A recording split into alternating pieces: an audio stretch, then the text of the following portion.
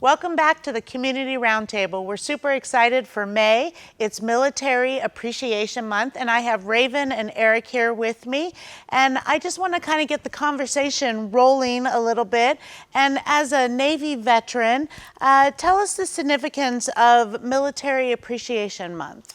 I think the significance of Military Appreciation Month is an opportunity to just recognize our military service members, the service they gave to the country, and the impact they have on our community. So it's important that we do that every year to let them know that we appreciate their service and the sacrifices they make. So I think that's the importance of Military Appreciation Month.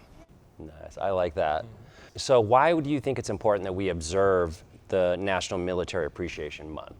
I think it's important to observe it, one, to make sure that we are honoring those that served, and also to get these conversations going so that we can identify the needs in our community and how to best get folks involved. Yeah, how do you feel the public can best support our active duty members of the military? I think what the public can do is just recognize the service of our service members. Nothing like saying thank you for your service. When you see a military person in uniform, or whether you see a veteran that you know is a veteran walking around in our community, and just letting them know thank you for your service. And then providing opportunities. I know we have nonprofits out here and other organizations that can provide opportunities to support veterans, military personnel, and their families, because again, they're walking through life just as we are. And many times they need to support, and just to let them know we appreciate you and you're there. So I think that's a great thing that we can do. Yeah, there are many ways to support our active duty military, whether that's getting involved with a nonprofit, getting involved with a nonprofit such as MilVet that sends military care packages. They can write a letter, you can donate items, or just come together with the community to pack a box for our deployed service members, and then also for our veterans as well. It's just like Eric said, thanking them, taking the time to appreciate and recognize their service. Where would they go to donate to MilVet? MilVet.org. We have a storefront in Marietta as well, where we collect donations, whether it's for our veteran pantry, for our service members that are home and their families. We have diapers, new clothing, formula, things like that available. So we're always looking for items to fill that pantry, and then also items for the care packages, and of course the letters of support, which is the most important. What are some things, like when you get into like some of the healthcare issues and some of the things that go on that as a community that we should be advocating for? Yeah, I'll take a stab at it. My master's in this healthcare administration. I ran a community-based outpatient clinic for mental health and primary care for veterans. So understand the intricacies around the medical support for them as well. So, as we work through veterans transitioning, out of the military or active duty, one of the things is, making sure they're connected to mental health. I think that's a real area where we can actually really focus in and make sure the services that they're needed to transition and actually work through some of the concerns that they've had or their active duty as they transition.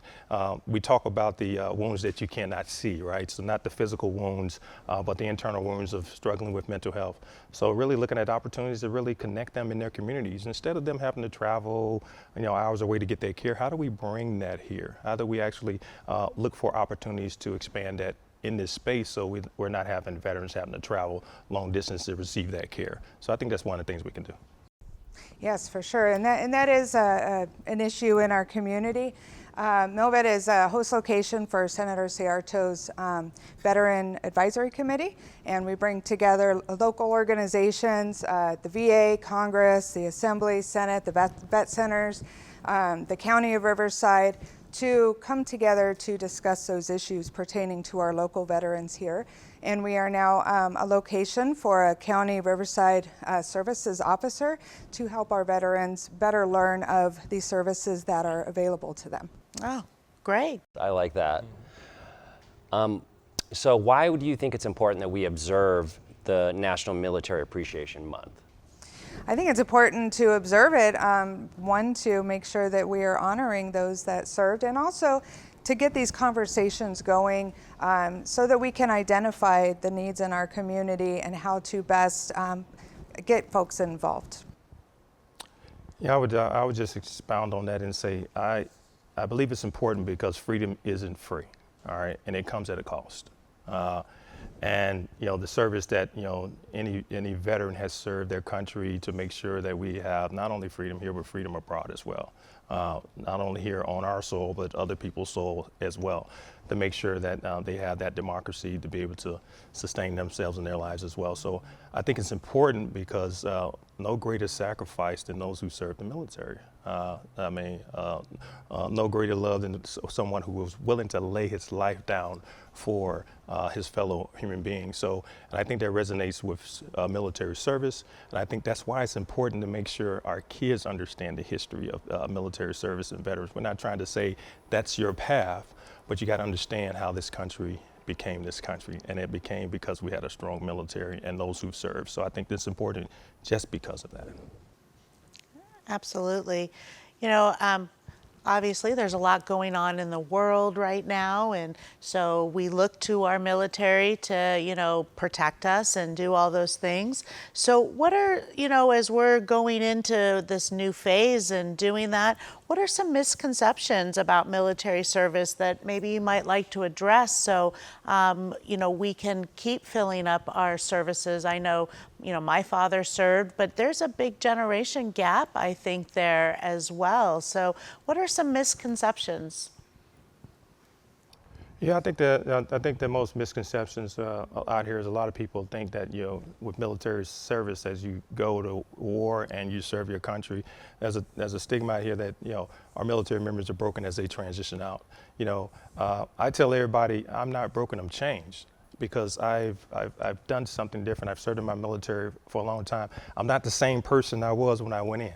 So it changes you, and it changes you for the better. No stronger leaders in our country than those who have served the military. So the impact that they can have on their communities when they come out, because they understand how to lead people, how to connect with people. As a command master chief, being the third highest in a command, which is the COXO and then the CMC, or the sergeant major on the Marine Corps side, they're responsible for taking care of that whole organization. They're the executives that make that place run. So they have to be able to connect with people coming from different societies and different cultures and backgrounds. You have to understand how to meet them where they are. It's not an easy task, and it's not for the weak at heart, because you've got to be able to connect. So I think one of these misnomers out there is, they're broken because of the conversation we're having around PTSD and mental health. But I tell you, everyone's changed, and they've changed for the better. And some of us need a little more assistance, and that's okay, because the struggles in that space are the same struggles that our civilian community deals with as well. But no better person for those jobs and positions than those who served our country. So, yes. You've created a very successful career outside of the Navy. What tips would you give some veterans who are just in this transition phase? Well, one of the things I would say to veterans transition is make sure you build a network as you're getting ready to transition, and make sure you know who's who and what's what in the space.